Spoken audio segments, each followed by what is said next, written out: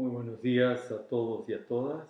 Me hubiera gustado estar con ustedes hoy día en Abancay, en el Congreso de Educación Intercultural Bilingüe del Perú, pero lamentablemente con el cambio de fecha se me complicaron las agendas con otros compromisos que tenía ya asumidos con antelación. De hecho, les hablo ahora desde la ciudad de San José de Costa Rica, donde me toca participar en un evento internacional.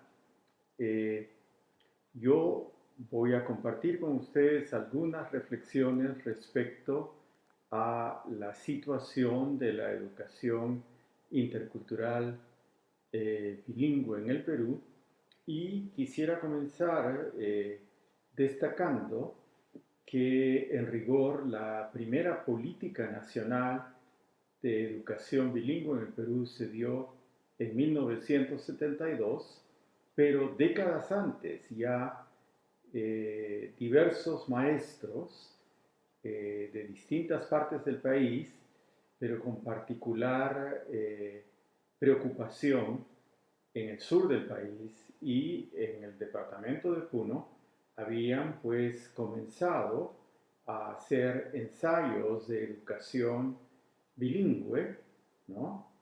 A raíz de la detección de la tremenda brecha de comunicación que existía entonces en el Perú, en un momento en el cual la política educativa de nuestro país priorizaba el castellano, como de hecho lo sigue haciendo, pues en rigor no se ha modificado aún de manera sustantiva ese ethos, esa forma de pensar, esa forma de ser, esa forma de actuar de todos nosotros los peruanos, que está marcada profundamente por el eurocentrismo, por la colonialidad del poder y la colonialidad del ser, que determinan que nuestro ethos sea eh, predominantemente monocultural y monolingüe.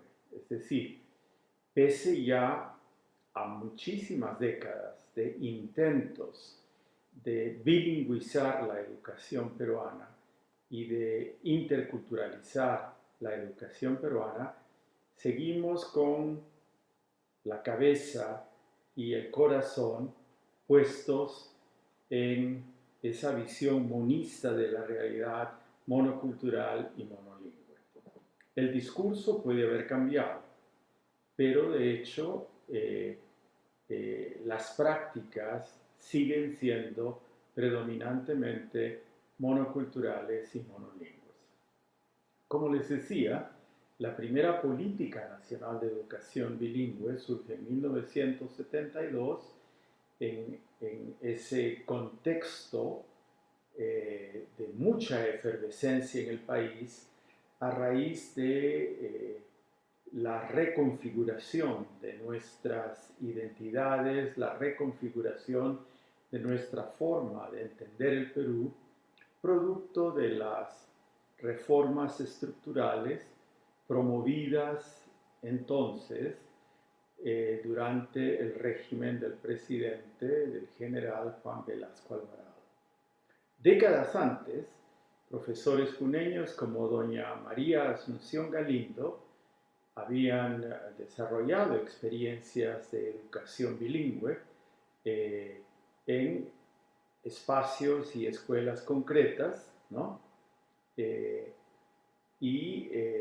pero va a ser el Estado peruano en 1972, influido también por una academia progresista que analizaba la situación de la educación de la población indígena, que se va entonces a comenzar a hablar ya oficialmente de una educación bilingüe en el Perú. Esta situación va a evolucionar muy rápidamente, como ustedes saben, y estamos ahora pues en un periodo en el cual la política nacional reconoce, la política educativa nacional reconoce el derecho que las poblaciones indígenas tienen a recibir educación en su propia lengua y desde su propia matriz cultural, ¿no? Eh, esto, estos cambios que han ocurrido en la legislación peruana tienen que ver sobre todo con el impulso que le han dado, con las demandas que han venido desde poblaciones concretas de distintas localidades del país. En ese sentido, cabe destacar, por ejemplo, el papel que les ha tocado jugar a muchas organizaciones amazónicas y en particular a esta gran confederación amazónica, la AIDESEP o la Asociación Interétnica de la Selva Peruana. Así, a ese impulso que toma la Amazonía en aras de una educación culturalmente pertinente, lingüísticamente apropiada, ¿no?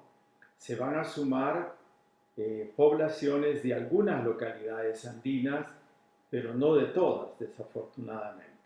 Sin embargo, hoy día estamos ante una situación donde contamos con más profesores andinos, más profesores quechua y aymara hablantes que profesores hablantes de lenguas amazónicas y según los últimos datos a los que hemos accedido, el Perú tiene un déficit importante de docentes hablantes de una lengua originaria para poder atender a las poblaciones que requieren de una educación intercultural y bilingüe. Entonces, si tenemos que resumir dónde estamos con la educación intercultural y bilingüe en el Perú, tendríamos que decir que nos encontramos ante una situación de reconocimiento legal, producto de la demanda indígena, pero también de las exigencias internacionales, pues hay un conjunto de estándares internacionales de derechos humanos que hablan en favor de la educación intercultural bilingüe y que la fundamentan y respaldan no solo ya técnicamente, sino también políticamente. Entonces, estamos ante un conjunto bastante amplio de legislación, de políticas, incluso hay estrategias, hay planes de acción, hay textos escolares, hay maestros formados, si bien no en el número requerido, ¿no? Pero estamos ante una cobertura todavía insuficiente. No todas las escuelas reconocidas como de educación intercultural bilingüe en el país hacen educación intercultural bilingüe, ¿no? Entonces hay una suerte de brecha, ¿no?, entre el discurso, la retórica legal y la realidad.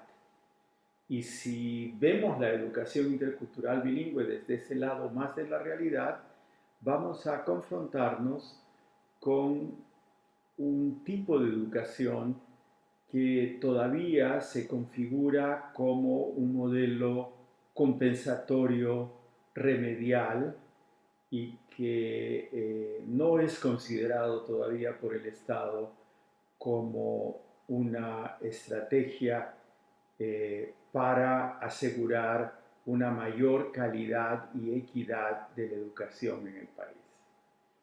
Eso de un lado. De otro lado, en ese ethos monocultural al que me refiero, monocultural y monolingüe, que privilegia lo occidental y cristiano y privilegia lo castellano, ¿no?, por esa mirada más eurocéntrica que tenemos los peruanos, y por eurocéntrica no me refiero únicamente a Europa, sino al conocimiento heredado de Europa, pero que nos ha llegado a nosotros tanto desde el continente al otro lado del Atlántico, como también desde el norte, desde los Estados Unidos, ¿no?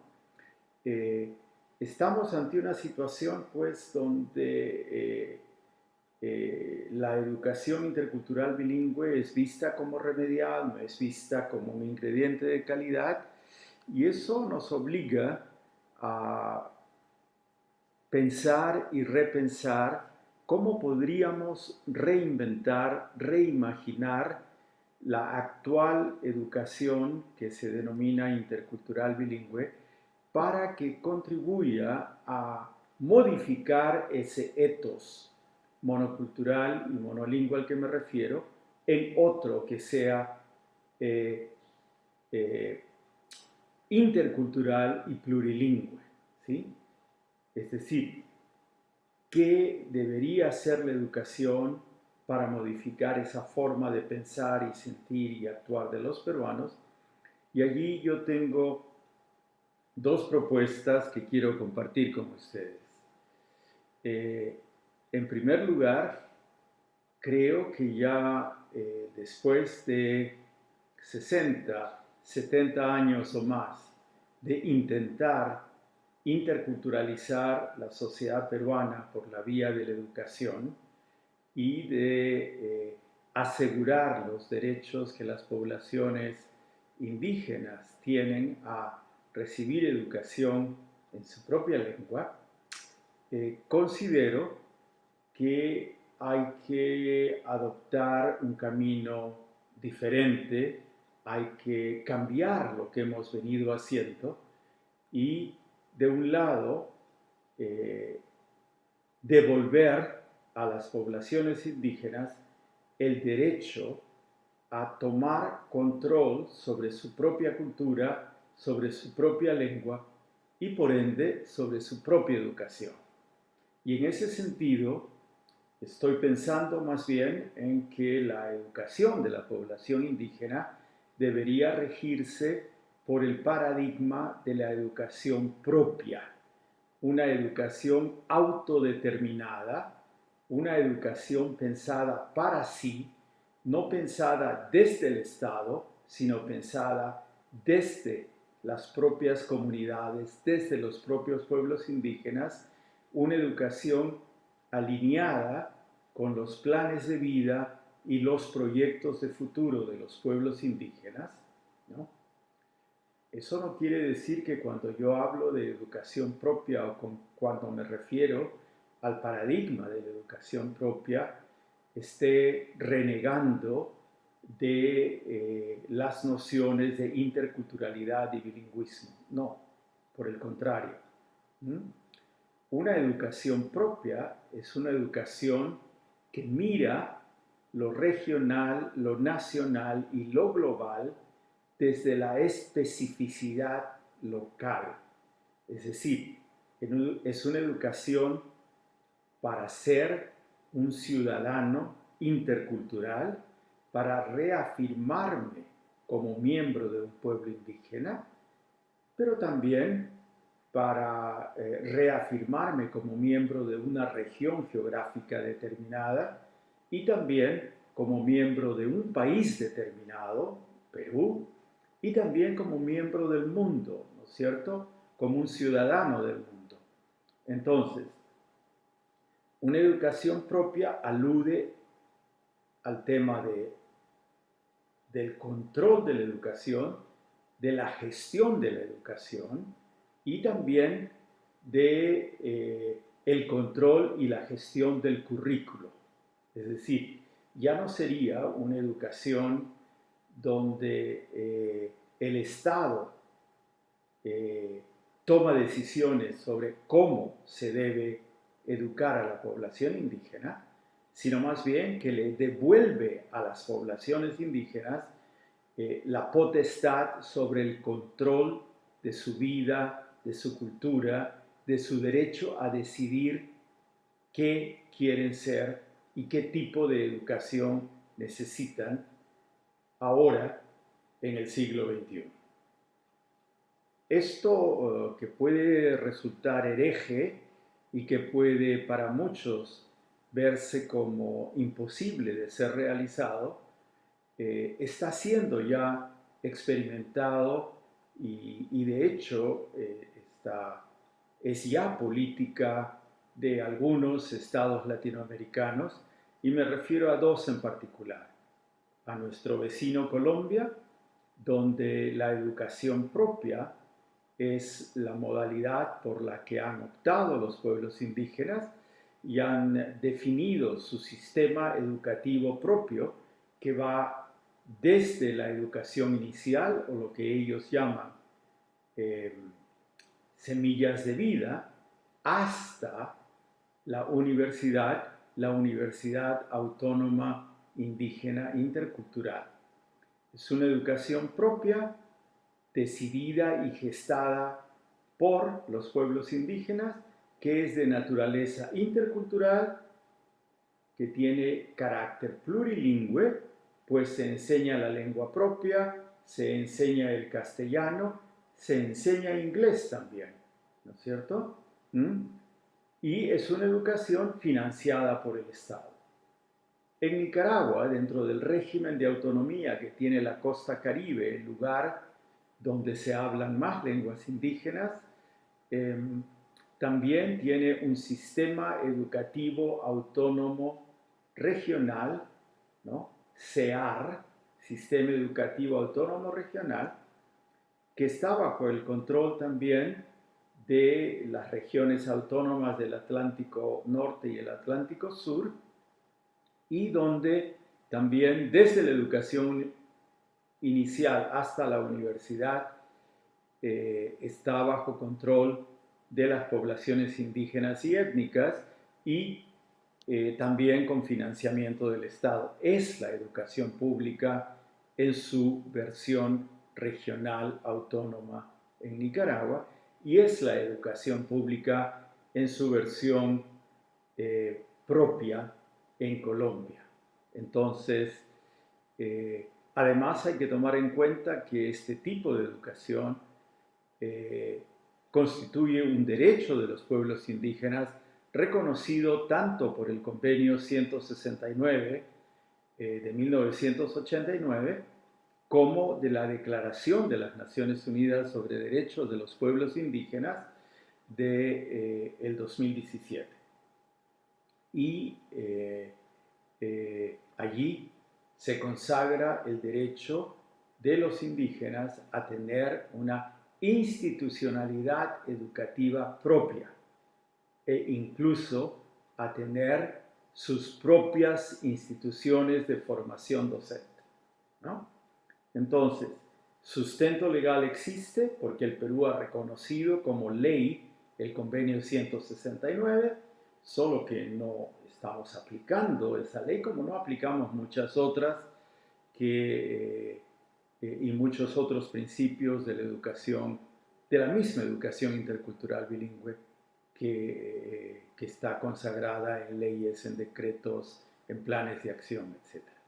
Eso de un lado. Y la otra propuesta que quiero presentarles es la necesidad ya de pensar en una educación intercultural bilingüe para todos. Puede parecerles contradictorio con lo que acabo de decir, pero no. En estos 70 años o más de educación bilingüe en el país, de esta educación que se vuelve luego educación intercultural bilingüe, ¿no? Siempre hemos visto la educación intercultural bilingüe como una modalidad educativa para las poblaciones indígenas. Si bien nuestra legislación adopta la interculturalidad como un eje transversal del sistema educativo, otra vez aquí encontramos una brecha más enorme aún entre la retórica legal y el discurso académico de un lado, y las prácticas social y la vida cotidiana en las escuelas. Para cambiar esta realidad y para cerrar esta brecha, creo que deberíamos avanzar hacia una educación intercultural y bilingüe para todos. Yo sé que muchos me dirán, pero las condiciones no están dadas, pero no hay maestros y no podemos atender todavía la educación intercultural bilingüe en las zonas rurales donde predominantemente se aplica, pese a que el 70% de la población indígena peruana vive en las ciudades y ya no en el campo, ¿no? ¿Cómo te vas a atrever a plantear una educación intercultural y bilingüe para todos? Pues lo hago primero porque creo que si no se da el paso político, no se crea la necesidad de actuar. Y porque el racismo y la discriminación en el país son tan grandes y este etos monocultural tiene tanto asidero que tenemos que quebrarlo por algún lado. ¿Y quebrarlo cómo? Pues obligándonos a nosotros, los hispanohablantes, a aprender a ser interculturales en primer lugar. No puede ser que el paradigma de la interculturalidad sea pensado y se aplique solo con quienes debieron hacerse interculturales para poder sobrevivir en un contexto que les era adverso, la población indígena. Creo que nos toca ahora a nosotros, a los hispanohablantes, aprender a ser interculturales y a ejercer la interculturalidad, y para ello, a mi juicio, y como individuo bilingüe, y por eso lo afirmo de esta manera, no hay mejor rumbo que el que pasar por clases de lengua indígena. Así fuera en el nivel más rudimentario posible, porque todo aprendizaje de lenguas nos lleva a conocer otras formas de pensar, otras formas de sentir, otras formas de actuar, y es que, en rigor, toda lengua es una ventana a un mundo distinto. Entonces nos toca pues abrir nuestras cabezas, abrir nuestros corazones hacia otras formas de ver la realidad, de manera de que gradualmente nos vayamos interculturalizando, ¿sí?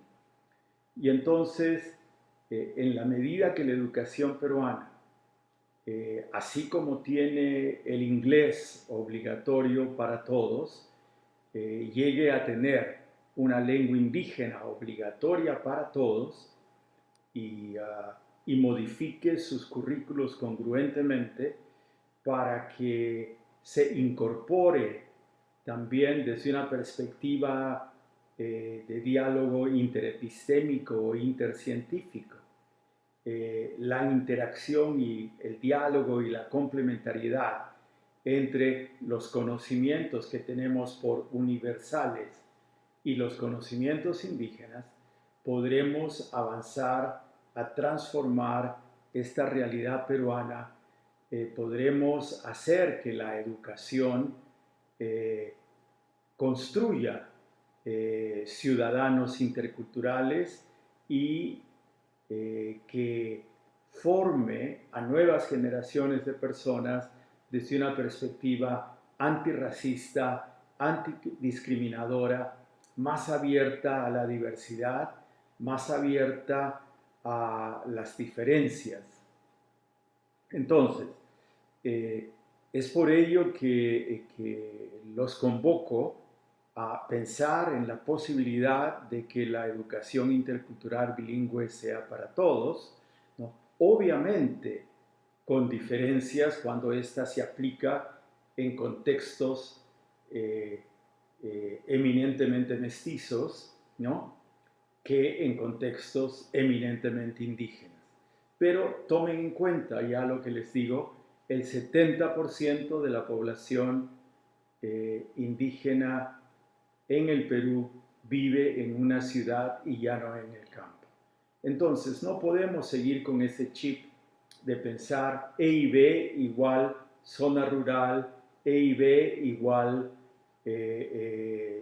lugar alejado, remoto, lejos de la capital, ¿no? Porque tenemos indígenas en la capital y tenemos un fuerte contingente de quechohablantes en la capital también. Entonces, resumo y los convoco a tratar de salir de la caja, a no seguir pensando de la misma manera y a buscar alternativas que nos lleven a pensar en transformar la sociedad desde la educación, ¿no? Y a formar los ciudadanos interculturales que la sociedad peruana requiere. Muchísimas gracias y les deseo los mejores de los éxitos en este congreso. Buenas tardes.